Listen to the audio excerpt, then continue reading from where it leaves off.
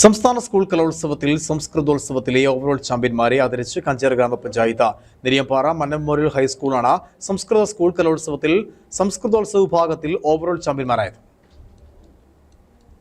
സംസ്ഥാന സ്കൂൾ കലോത്സവത്തിൽ സംസ്കൃതോത്സവത്തിൽ ഓവറോൾ ചാമ്പ്യന്മാരായ മന്നം മെമ്മോറിയൽ ഹൈസ്കൂൾ നെരിയമ്പാറയിലെ കലാകാരന്മാരെയും കലാകാരികളെയുമാണ് കാഞ്ചിയാർ ഗ്രാമപഞ്ചായത്ത് അനുമോദിച്ചത്. തുടർച്ചയായി 11ാം തവണയാണ് സംസ്കൃതോത്സവത്തിൽ Neriyampara Mannam memorial school champion പട്ടം കരസ്ഥമാക്കുന്നത്.